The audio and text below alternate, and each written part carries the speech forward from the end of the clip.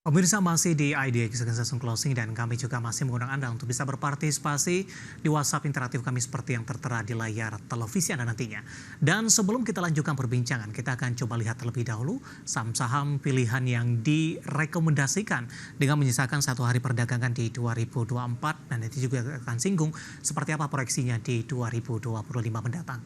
Nah, baru Anda saksikan grafis di layar televisi Anda pemirsa, saham-saham yang direkomendasikan dari perbankan Big Cap BBRI tadi pun juga sempat kita ulas. Kita akan coba lanjutkan kembali supportnya di 4.070, resistennya hingga ke 4.430. BBCA juga direkomendasikan buy 9.500, resisten hingga ke 10.000. Pegas hari ini juga mengalami kenaikan, tampaknya juga ikut masuk ke rekomendasi. Supportnya di 1.500, resisten hingga ke 1.700. Dan terakhir ada MAPA 950, resistennya hingga ke 1.150 dan juga direkomendasikan buy. BBRI, BBCA, Pegas, dan MAPA. Dan lagi-lagi keputusan investasi tetap ada di tangan pemirsa IDX Channel. Pak Hendy, kita lanjutkan kembali Pak, 4 saham pilihan yang Anda rekomendasikan untuk BBRI. Di segmen sebelumnya juga sempat kita ulas Pak. Kita akan coba lanjutkan kembali. Dari sisi teknikal, secara year to date tadi, BBRI sudah melemah di 28%. Jangka pendek, jangka menengah, uptrendnya masih terjaga tidak Pak? Atau posisinya ini cukup kurang stabil dan ada potensi untuk BBRI menuju pelemahan lanjutan, atau justru momentum pelemahan yang terjadi bisa dimanfaatkan untuk ambil posisi kembali? Baik, untuk BBRI itu menurut saya seperti yang Pak Dev bilang, di mana ketika ada pelemahan ini merupakan kesempatan kita untuk melakukan pembelian. Kenapa? Kalau menurut saya dengan kinerja BBRI yang lumayan oke dan ditambah dengan technical yang lagi disupport banget, ditambah dengan adanya bullish divergence tadi, ya saya yakin bahwa untuk secara short term BBRI mungkin bisa sampai ke sekitar 4.400 sampai 4.500. Tetapi untuk mid term at least dia bisa sampai ke 4.900 4.800. Baik, bagi yang nyangkut di posisi atas Pak, untuk BBRI, mungkin ada yang punya ambil posisi di 5 ribuan begitu. Di hold saja, direkomendasikan averaging down dengan range yang sangat lebar. Seperti apa Pak risikonya? Baik, untuk yang di average 5.000, menurut saya di average 4.000 itu sudah boleh melakukan averaging down. Ya, pelan-pelan dibeli, karena di bawah 4.100 itu kelihatannya agak ditahan kalau secara teknikal. Dan kemudian menurut saya untuk BBRI ini kalau untuk secara long term itu pun masih oke, karena nanti sekitar Maret atau April itu kan masih ada pembagian dividen. Ya, secara fundamental tadi Anda katakan oke untuk BBRI, tidak ada masalah. Tapi di antara beberapa perbankan big cap lainnya, BBRI mengalami koreksi paling dalam secara year to date ini. Apa sebenarnya yang menjadi kekhawatiran oleh investor sehingga saham BBRI cukup banyak, terutama oleh asing? Oke, baik. Kita mengingat bahwa BBRI itu kan satu perbankan yang lebih konsentrasi ke usaha mikro, UMKM. Nah, sedangkan pada saat ini UMKM itu sedang struggle juga. Yeah. Gitu. Nah, otomatis pasti orang-orang yang memiliki pinjaman loan di bank BRI itu pasti akan ada kalau bisa dibilang itu ada sempat macet, makanya NPL-nya cukup naik, sempat cukup tinggi NPL dari. Tapi itu pun sebenarnya masih dalam taraf sehat, karena BBRI ini termasuk nasabah yang terbanyak, karena dia segmentasinya itu di UMKM seperti itu. Karena sekarang UMKM itu lagi struggle, ditambah kemarin kalau tidak salah itu Pak Prabowo itu mau memutihkan pinjaman-pinjaman yang dilakukan di UMKM. Nah, kalau itu terjadi sebenarnya itu pun sebenarnya not so good juga untuk perbankan, karena diputihkan seperti itu. Jadi revenue-nya tidak dapat. Makanya kenapa pada dibuangin sampai dikoreksi paling dalam.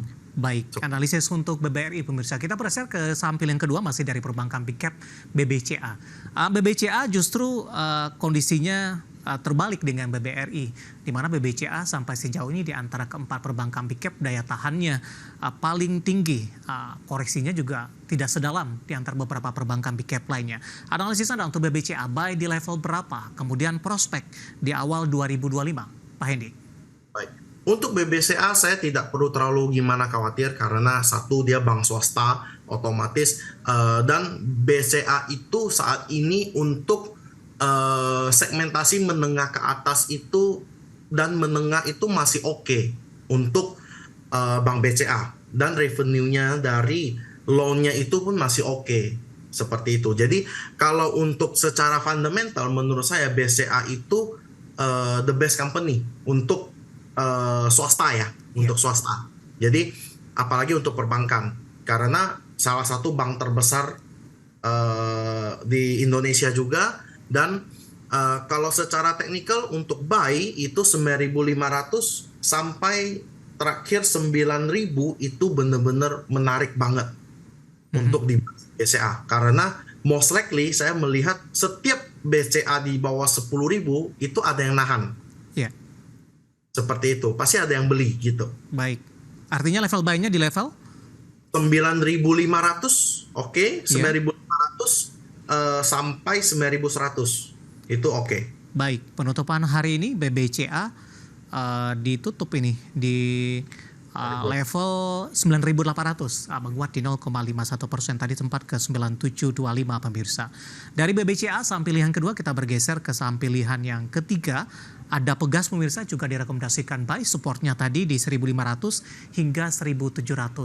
Level entry untuk Pegas hari ini kayaknya mengalami penguatan di tengah tekanan untuk indeks harga saham gabungan, Pak. Analisis untuk Pegas?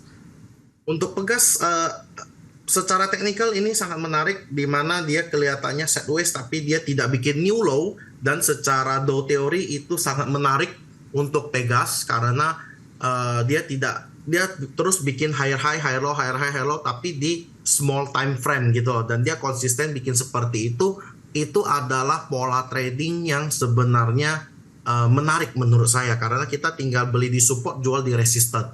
Nah, untuk area entry menurut saya paling menarik itu the last itu 1.500 sesuai rekomendasi, tapi kalau mau coba-coba titip sendal 1.540 itu oke. Oke. Untuk Pegas hari ini ikut menjadi penopang indeks harga saham gabungan. Kita bergeser ke saham pilihan yang terakhir, Pak. Anda juga rekomendasikan untuk saham pilihan terakhir. Ini kalau tidak salah tadi saham yang direkomendasikan ada MAPA ini 950, supportnya resisten di 1150. Semenarik apa untuk MAPA, terutama dari sisi teknikal, Pak Hendy, hingga masuk ke dalam salah satu saham pilihan Anda? Baik, untuk MAPA itu secara big time frame itu kelihatan banget ada potensi dia mau membuat satu pola lanjutan di mana itu adalah pola cup and handle. Nah, saat ini dia sedang sideways dari 7 November, yaitu pergerakannya 950 sekitar 950 sampai 970 hingga 1050 1060 selalu bergerak di situ-situ saja dengan volume yang kecil banget dan menurut saya ini merupakan reakumulasi karena tidak ada volume yang gede, merupakan distribusi dan dia tidak bikin new low. Nah, menariknya seperti itu karena untuk MAPA sendiri secara fundamental pertama saya suka karena dia tidak kena boykot. Nah, itu sudah menjadi satu nilai plus secara fundamental. Karena kalau untuk kakaknya, MAPI itu kan ada beberapa brand yang kena boykot, jadi sehingga revenue-nya bisa agak turun. Nah, kalau untuk apa ini sendiri menurut saya masih cukup menarik untuk kita tradingkan. Sementara di level 950 sampai 1055, 1060, sorry. Nah, terakhir di 1170. Saham pilihan yang direkomendasikan ada BBRI, BBCA, Pegas, dan juga MAPA. Kita sudah sampai di segmen terakhir dan terima kasih untuk Anda yang masih bergabung bersama dengan kami. Pak Hendy, waktu kita cukup terbatas, Pak. Langsung saja saya ke pertanyaan yang pertama. Ada Bapak Malvin Sihite dari Depok, Jawa Barat menanyakan saham SSIA. Masih bisa di hold tidak, Pak? Nyangkut di 1.400. Apakah ada peluang recovery kembali? Analisis Anda untuk SSIA. Baik, untuk SSIA menurut saya masih oke, ya, ada potensi untuk balik arah. Dan saat ini juga udah mulai memasuki fase uptrend, ya. Saat ini untuk support dari SSIA itu di 1170, cut loss kalau dia di bawah 1140, dengan resistennya di terdekat di 1350, terus selanjutnya di 1450 sampai 1480. Baik, nyangkut di 1.400 disarankan averaging down tidak, Pak? Atau di hold saja? Kalau masih ada dana dan itu pun 1.400 pun hanya masuk sedikit, mungkin porsi cuma masuk 10 sampai 30%, ya sebenarnya di area 1.200 sampai 1.150 itu menarik untuk di averaging down. Baik, penutupan ini di 12.75 menguat di 2,00%. Terjadi pembalikan arah yang cukup signifikan karena SSIA tadi sempat melemah ke 1.150. Kita bergeser ke pertanyaan selanjutnya, Pak. Kali ini tidak mencantumkan nama dan lokasi, menanyakan saham PNLF.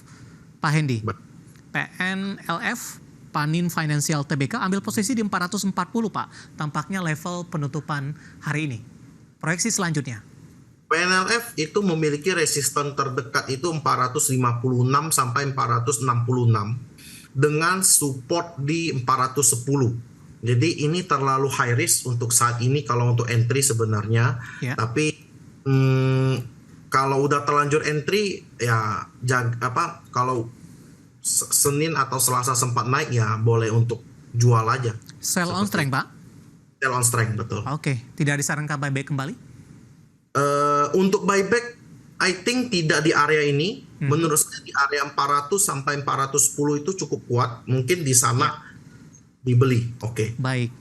Kemudian Bapak Joshua Nainggolan ini dari Lampung menanyakan saham Goto, Pak.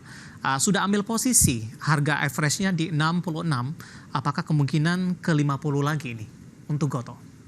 Goto kalau dia sampai jebol dari MA 200 di area 62 itu memiliki potensi ke 54 sampai 56, tidak langsung 50 sih. Tapi ini juga penurunan dengan volume, jadi menurut saya buang dulu ketika sudah di 54 atau 56 dia ada area pembalikan arah atau dia mulai sideways lagi baru kita buyback. Oke. Karena cukup tinggi nih.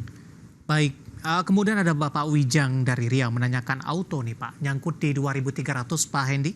Analisis dan rekomendasi untuk auto. Nggak apa-apa. Untuk auto 2.200 masih oke, sampai 2.150. Kalau masih ada di 2.300 nggak masalah menurut saya. Masih oke kok. Oke, Bapak Wijang dari Riau. Kita bergeser ke pertanyaan selanjutnya menanyakan saham infrastruktur telekomunikasi. Ada Telkom. Ada peluang kembali tidak, Pak? Ke 3.000-an paling tidak di kuartal pertama 2025 ini. Kali ini juga tidak menyebutkan nama dan lokasi.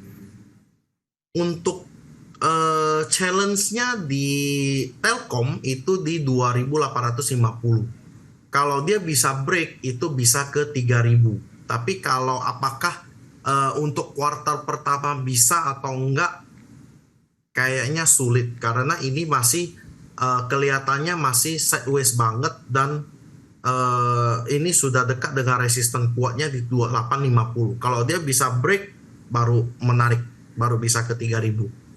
Kuncinya di sana dulu. Oke, selanjutnya menanyakan saham Raja, Pak. Kali ini juga tidak menyebutkan nama dan lokasi. Ada potensi tidak Raja ke level tertingginya kembali? Raja ya sebentar ya. Raja kayaknya bisa koreksi sebentar. Iya. Koreksi sebentar ke level 2580 sampai 2480. Iya. Mungkin koreksi sana. Nah, kalau dia bisa kuat di sana dia baru bisa balik ke 3.000 lagi. Baik. 2000 300-an ya, 3.000. Oke, penutupan hari ini melemah di 1,48% di 2.660 pemirsa, dan lagi-lagi keputusan investasi tetap ada di tangan pemirsa IDX Channel. Waktu kita cukup terbatas, terima kasih untuk Anda yang sudah bergabung dan silakan masuk bersama kami kembali atau berpartisipasi di waktu dan di program sama di perdagangan pekan depan jelang pergantian tahun 2024 ke 2025. Pak Hendy, terima kasih juga sudah berpartisipasi. Sehat selalu Pak Hendy. Yuk Pak Dev. Baik, terima kasih. Ada Bapak Dharma Putra Hendy Santoso yang merupakan Branch Manager JUC Sudirman Sekuritas. Dan pemirsa jangan lupa saksikan program Market Review yang akan tayang pada pukul 18 waktu Indonesia Barat. Karena urusan masa depan harus terdepan. Aku, investor saham. Saya David San Oval, pamit undur diri. Sampai berjumpa kembali.